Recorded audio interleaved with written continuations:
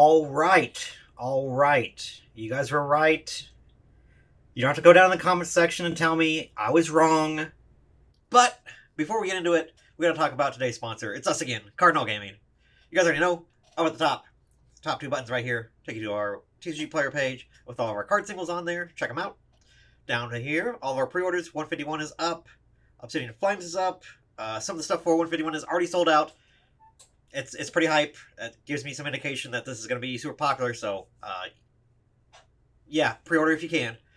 Come on down here. If I could hold pre-releases, this is where they would be. And Cardinal merch, if you guys want to go support the store, I'm going to put some other stuff up here, like t-shirts and stuff.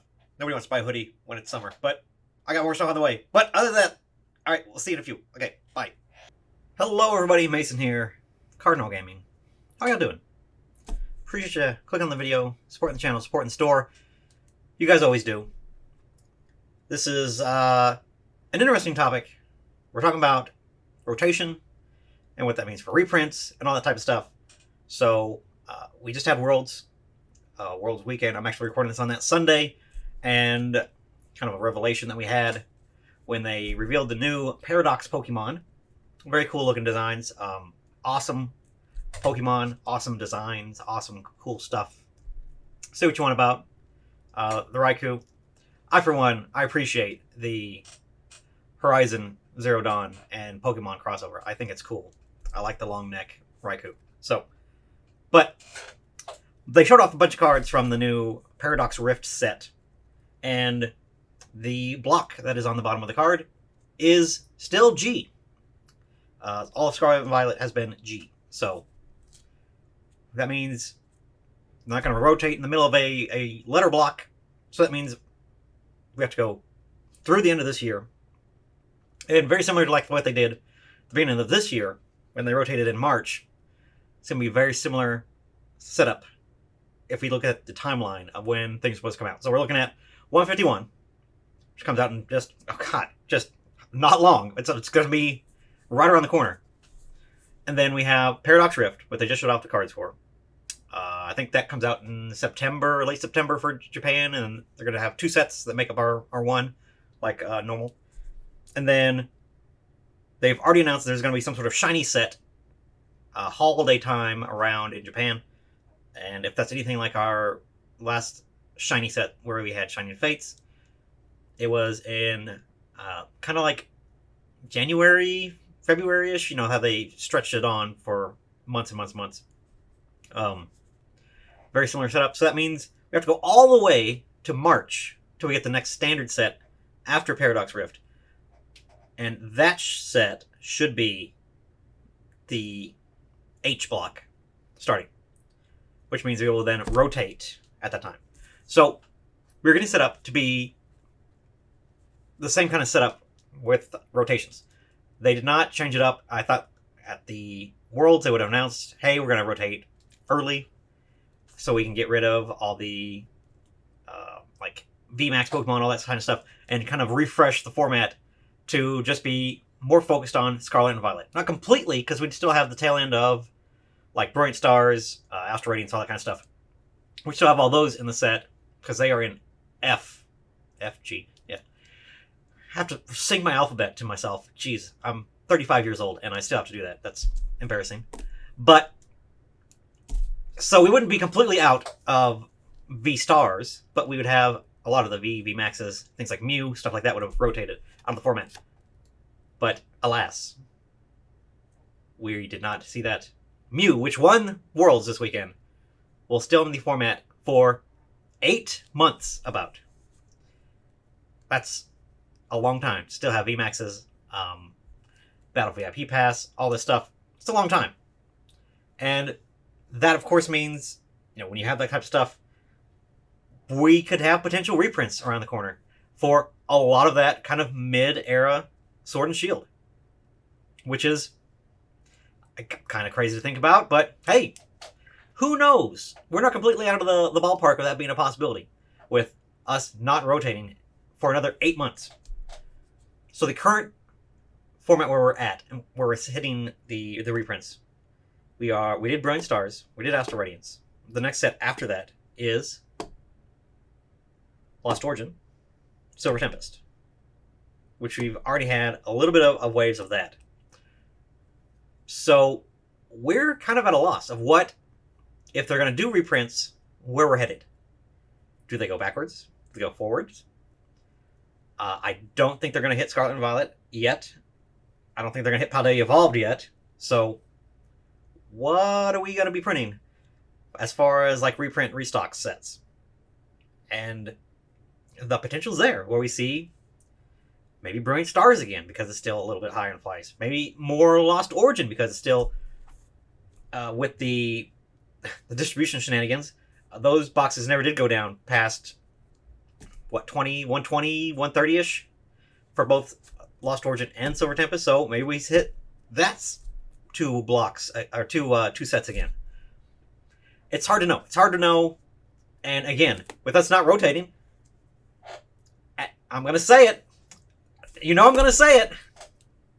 It is not outside of the realm of possibilities that they go all the way back to the beginning of E-Block, Battle Styles, Chilling Reign, Evolving Skies. Maybe. Just maybe. Do I think they will? No, I really don't. I really don't. But they could. And I was wrong. I was wrong about them wanting to start fresh. And it was getting to where we were kind of getting close to synced up with Japan. And wouldn't that be cool if we had the same kind of stuff? I've made videos about that in the past. I think it would be neat. I think it would be really cool. But alas, that's not happening.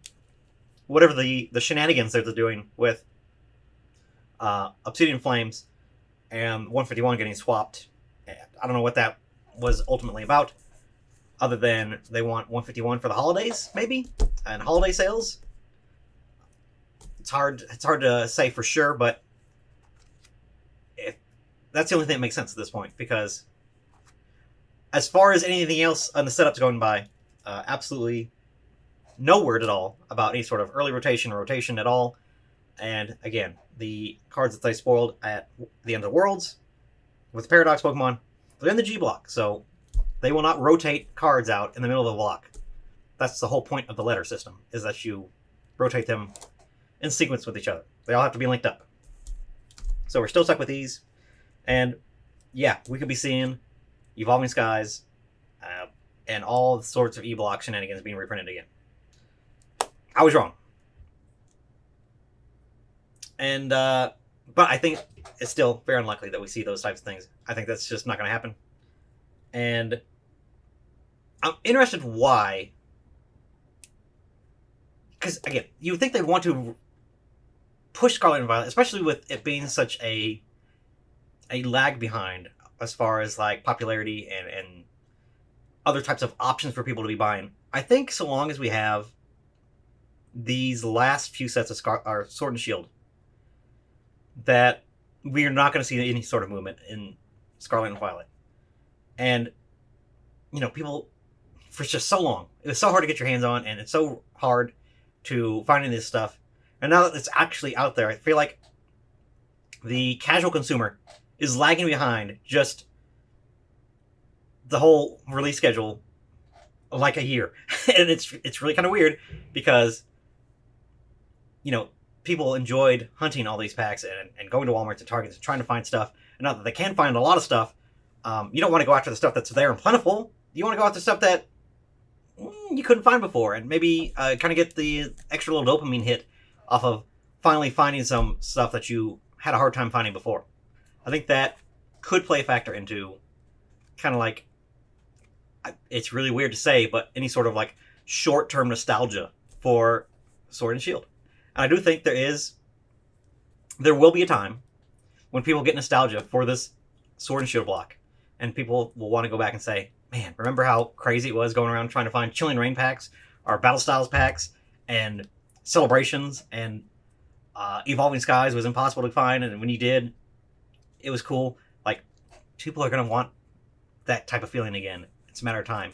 So that's why these sets in this window where it was so hard to find all this stuff, I think, given enough time, people are going to want to come back and kind of experience that and kind of relive that Pokemon hunting experience that they had. So that's kind of the weird like limbo that late Sword and Shield is in, and I really do think that is part of the reason why Scarlet and Violet is lagging behind. So, but again, I would have thought Pokemon, they would have said they were done. Let's move on, start fresh, get something, shake up the game, the meta, and kind of just let those packs fade into to the background, because we're kind of there. We're kind of there at the.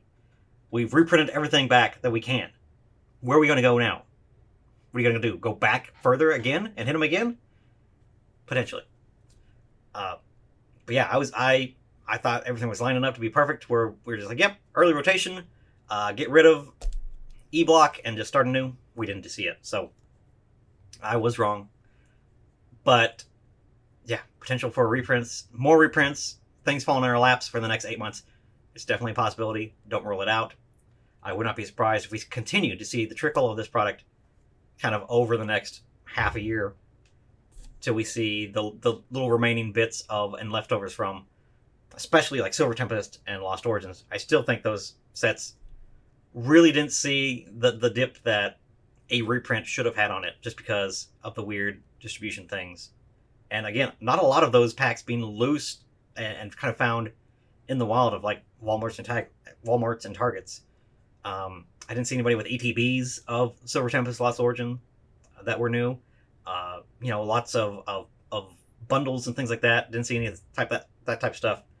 So it's interesting to see how Pokemon will continue to kind of manage this, and if they're not rotating, everything's still on the table for reprints and things like that. So that's what I took away from the reveal and stuff from the End of the Worlds and just the World Celebration in general, is that maybe we're not ready to move on yet, and that we kind of just want to live back in our glory days a little bit more. But that's what I took away from it. Let me know what you guys think. Is any of that what you're thinking about as well? Let me know down in the comments. Oh wait, I said I wasn't going to read the comments. You know what? Don't comment at all. I'm not going to read them. I appreciate you guys. Thanks. Okay. Bye.